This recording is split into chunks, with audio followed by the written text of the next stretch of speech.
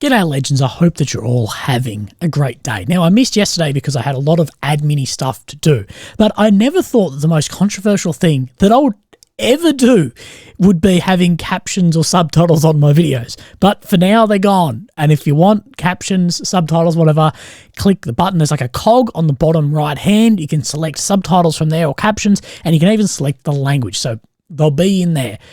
Oh, I apologise for everyone that I really upset. So today, we're going to look over some news. We're going to look at the maps because there has been some interesting updates and a lot of speculation, but we haven't seen some others. We'll talk about some of that speculation. And then, of course, Wagner PMC and them coming back into the fold. Or maybe not. But firstly, I want to talk about something that you just can't fucking make up. So the Ministry of Defence UK. The Kremlin places notorious Russian war criminals centre stage at Russia-Africa summit. A convicted arms dealer, an indicted child deporting commissioner, and an internationally sanctioned mercenary. Now, we'll talk about three individuals we're going to talk about, but the first one is what I mean by you can't make this shit up. Victor Bout. Now, Victor Bout is who we swapped for WNBA player Brittany Griner. Victor Bout is also known as the Merchant of Death, and Nick Cage starred in a movie called The Lord of War about this fucking guy. Beat me? I think the West can't fucking complain about him attending this shit. What did you think was going to happen? It's like locking me up and then saying, oh, Willie, you can't go back to eating fucking KFC Zinger boxes. It's gonna fucking happen. This is what this guy does. That's what I do. That's what this guy does. So Victor Bout, arms dealer. Bout was sentenced to 25 years prison for conspiracy to kill Americans and aiding terrorist groups in April 2012. And you'll see he got released from US custody in December 22, so spent 10 of his 25 years in prison. It is alleged that he supplied arms to both sides of Angola's civil war and supplied weapons to the Central African Republic, the Democratic Republic of Congo, Sudan, and Libya. 7 months after his release, he was a panelist at the Russian-Africa Summit in St. Petersburg. Now, this guy, obviously, a lot of experience, a lot of contacts, I'd say, in Africa, whereas a lot of eyes turning at the moment. Africa, where are a lot of Russians' eyes turning at the moment? Africa, especially in the private sector as well with Wagner PMC and the other groups working there. We talk about Wagner a lot, but there are a lot of PMCs. I was talking to a couple of guys about this over the last few days who are in that space, and it's like if people actually knew how like prominent it was, they'd know some more names around that. But this, I just think that this is like straight up our fault. Like Victor is not a fucking good. We know he's not a good guy. We knew he was not a good guy, and we made a swap there, and I think maybe a slight mistake that might come and bite us back on the arse. Now, who are the other individuals? Well, of course, there's Yevgeny Prigozhin, who we will talk about a bit later on. Prigozhin is the founder of Wagner, we know this, infamous for involvement in conflict in Ukraine, Syria, and several African wars, and has a lot of business in Africa currently going on. Multiple human rights watch reports have found evidence that Wagner fighters committed grave abuses against civilians in the CAR and Mali. In 24th of June, Prigozhin staged an insurrection, sending an armed convoy towards Moscow. Prigozhin was subsequently exiled by Putin. Following the short-lived mutiny, Prigozhin said that Wagner would stay active in Africa and was spotted at the Russian-Africa Summit in St. Petersburg despite being exiled. We're going to talk a bit more about that later on then in the video. Now, of course, we've talked about Maria Lvova-Belova. She was put on the same arrest warrant that Putin was as well. Now, 7th March 23, the International Criminal Court issued an arrest warrant for her relation in the unlawful deportation of Ukrainian children to Russia. Over 90,000 Ukrainian children are reported to have been forcibly taken to Russia since the beginning of the war and chaired the panel at the Russian-African Summit in St. Petersburg. But I think with Victor, it's like, yep, what did you fucking expect? Now, there has been some more explosions across Moscow as well. Now, this was the main one that's going around is at a Moscow mechanical plant, said to be this massive explosion here. Now, I'm not allowed to say mushroom cloud because last time I said that I got hammered as well, but I know it looks like what I eat. But this is said to have injured 50 people in this as well. But Russia has said it was caused by a violation of technological processes, but we don't particularly know what happened. But there has been a number of other fires as well. So in Domodedovo, Moscow airport, we have this. There's another video as well, and that is located out here at that pin. Of course, here then is Moscow, Belarus, and of course Ukraine down here.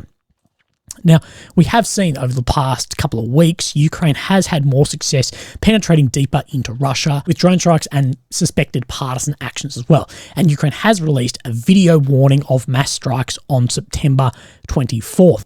I feel like every time there's just a fire, people will claim that it was some successful attack. Like, yeah, there's absolutely attacks going on in Russia and Ukraine, but just like when a Macca's catches fire, instantly people claim that it was a perfect Russian or Ukrainian black op behind lines. Like, yeah, these two, yeah, probably 98% that it was a partisan action, a drone, something like that. But there's some that it's just like a paper factory caught fire. Like, well, I don't know. There's a lot of claiming going on some cases. But what we're going to talk about is from a few little things. So we saw both on this Moscow chemical plant, we see, comments like this, that there's no such thing as Russian civilians, only Z Russians, 50 sleeper agents to turn 50 injured to 50 dead. We see things like this non-stop. We also see Sarah making claims like this too. The difference between us and them, besides fighting under this flag and for freedom on behalf of the people of Ukraine,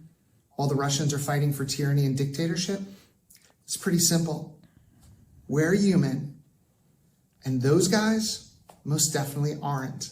Slava Ukraini. And I think that this, complete disregard for human life. Now, I know that video of her may not be the greatest example of all time, as Sarah has stepped back on, I guess, some of the words in a follow-up from that. But this is everywhere. You see so much of this from the people who, look at these orcs, look at these U-crops. It goes both ways. And people really get caught in this mob mentality. And I think that there's normal, rational people who probably have never really faced much shit, are hiding behind an alias on social media, and suddenly are saying shit that's fucking evil.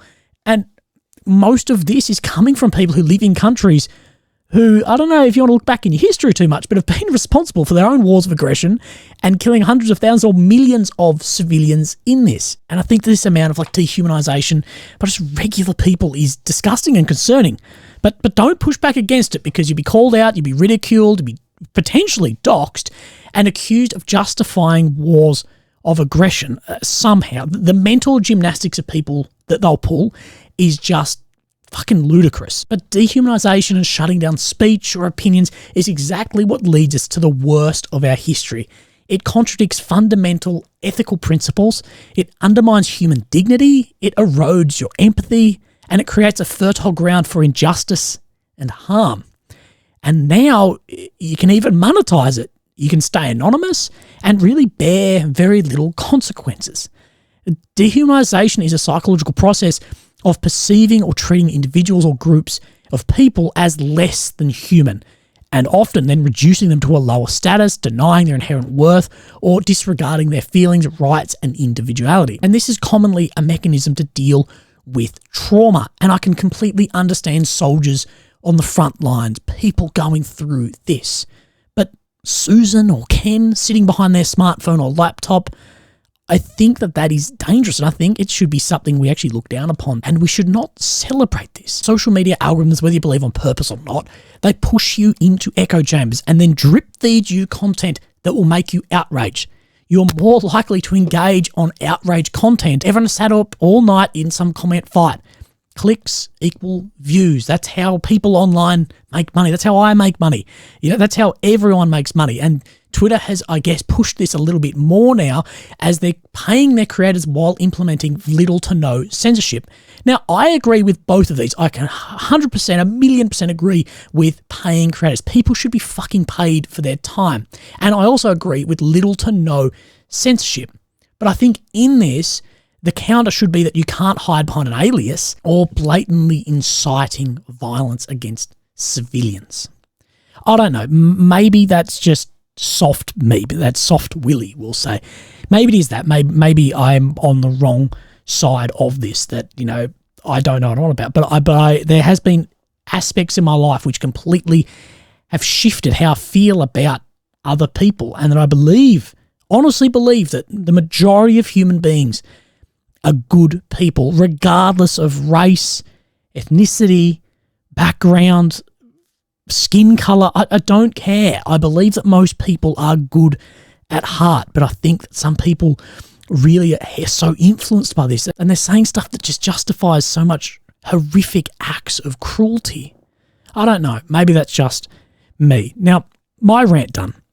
Let's have a look at the maps. Now, of course, we have Ukraine, the centre, the capital of Kyiv. The red areas occupied since 22, the purple since 14, the black lines here represent Russia's built-up defensive positions. Of course, it's Moldova, Romania, Poland, Belarus, and Russia around here.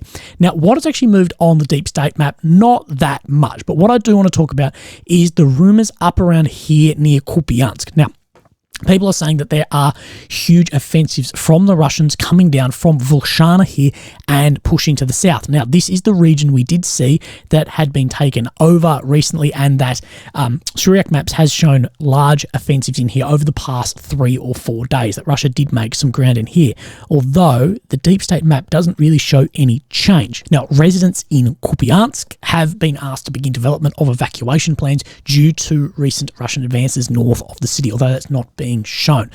And Russian sources are claiming that they have taken Sinkivka here, although Ukrainian sources vehemently deny this. So this isn't really shown as any change, but what we will do is then work our way through then the maps. Now, in Seversky near Sperny, we did see that from the 8th then to the 10th that Russia did make a small piece of ground. Now, we come down into the north of Avdiivka near Krasnoarivka. We do see this here, that Russia did lose a piece of ground, but there are some things not shown on this. So Deep State doesn't show any difference in and around Bakhmut and Rivka area, but then on the Syriac maps, they do show this. Sorry, I couldn't find it. They do show that Russian forces did make some ground near Avdiivka. So let's have a look here and see what we can line up. So, of course, here is Andrivka here. This is then the blue zone here. We see, and of course, Ukrainian held, look at this road that comes on this squiggle. That's the official term for that. That is saying that Russia did have a major push back in and take some of this ground up to about where this defensive position was, although it's not being shown across than the other maps. Now, back up in the Seversk region here near Rozdelivka, let's have a look at then what the Syriac maps is showing here. That is saying there is some ground made back. So let's have a look then onto the satellite and see if we can line something up here. So here, of course, we have Rozdelivka. You can see then the town limits here, and we can line up where these two paddocks are here. Now, this is shown green down onto then this tree line, which is this tree line, although it is saying that Russia did make a push out about halfway through this paddock, so down this tree line, halfway down through there. So he's saying that Russia did take that piece of ground, but there isn't confirmation across any of the other maps of this. So where then we will push is we're going to come all the way down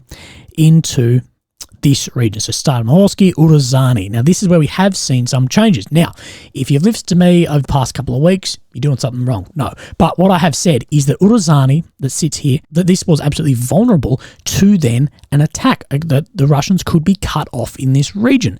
So that is looking like what has happened. So we go the 7th to the 8th to the 9th, that Russia have lost some ground. Ukraine has launched successful counter-attacks in that region and taken some back. But that is all that we see change in there. So let's talk more than about this. So we have then the War Mapper map here that shows this. It shows very similar. Uruzani down here, of course, Starmorsky. So we're talking Uruzani sits in here, and Starmorsky, that Ukraine had a push in from the south and has made ground on the north of Uruzani, slowly creeping that front line down. And Surak maps does show very similar, almost the exact same, that Ukraine did push in here and Russia was forced to pull back through Uruzani, and that Ukraine had successful advance through there. Now, what is then Rybar Russian sources saying? That it is showing this, that Ukraine has made some ground into Uruzani here. And this shows more what I was speaking about. It shows that this just spire out here. Now, this might not show as much cut off as the other maps are showing, but it shows very similar. We'll move our way a little bit further down to the south of Orokhiv. Now, of course, in here is Robotyny. So let's go back to the 7th. That's the last time then we looked at this, and this hadn't changed for a while since then. So we see then to the 8th and then the 10th from there. That Ukraine was able to get some ground then on the east and then to the south and come up through some of these other trench systems here. But as we know, this is a very heavily defended area near Robotyne. This, of course, is the Rybar Russian sources. So it is showing that Ukraine has made some ground in here and the grey zone comes right up onto Robotyne. Now, let's have a look at Siragmaps and see what they say. So here it is showing to the east of Robotyne that Ukraine did have an advance through here, that it was being replicated on the deep state as well, and that Ukraine have come right onto the outskirts of Robotyne and are pushing down to the south. And I think this shows fairly similar. And then we come to Lobkovy, Stepove region here, and we hadn't seen this change in a while, but between the 7th and the 8th, we did see Russia make back some ground, and then a little bit just there between the 8th and the 10th, that changed slightly, but not too much. Now we're going to push is down into the southwest, where we have seen Ukraine cross the Dnieper River. Now, of course, from Novokhovka here, this is where the dam was. So downstream from here is a lot drier. So then we zoom in down here and we see Kozachi Lahiri here as well. Now, we have seen videos, and I can't show it, but Ukraine actually crossing the Dnieper River there as well. And what we have from Warmapper is that it shows that Ukraine have managed to cross here just to the west of Kozachi Lahiri here. So Kozachi Lahiri. Now, this hasn't shown any change on the map, so let's line up where this is. Now, this might not be the greatest way of doing it. I'm going to have to do it a little bit backwards, but we have Kozachi Lahiri here, Pidstepe here. Now, of course, this road, which is on the northwest of Pidstepe, this is the road here that Ukraine did manage to get across in somewhere in here. Now, we're not exactly sure exactly how that went yet, but it is interesting then to look at. Now, the word on everyone's mouth is counter-offensive. And we do know that Ukraine has been going a lot slower with this than a lot of people were hoping for. And I don't think that the NATO summer party in Crimea is going to be happening this year.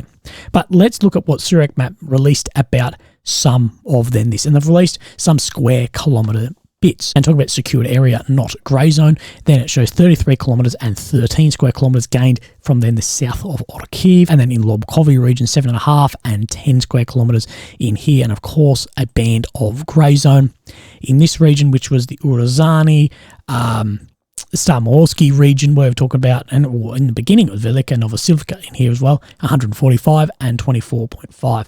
And of course these will increase and decrease day to day, but it gives us an idea of how much. And of course this is then the south of Bakhmut, and this is 16 and 17 here. So definitely moving a bit slower than people thought or had been hoping for.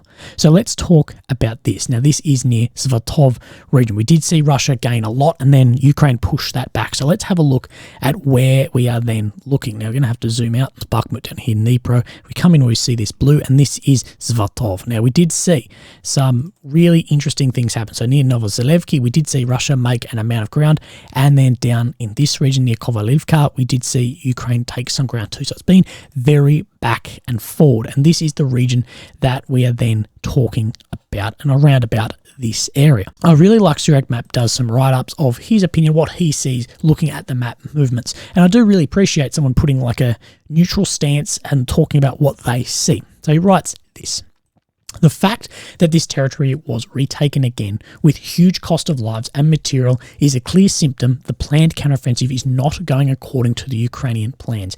Now, that first bit, I think he's talking about near that Svatov region. The first Russian defence line is still far from Ukrainian troops, and even further is the cities of Melitopol and Tokmak, and therefore the Azov Sea. So let's look at Melitopol and Tokmak.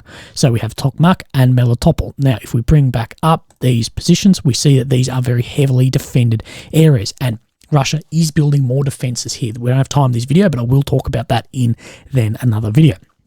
The best result for Ukrainian side is located south of Bakhmut, in which troops put Russian army inside and around Klishkivka under big pressure. We did see Ukraine making some ground there over the last couple of weeks.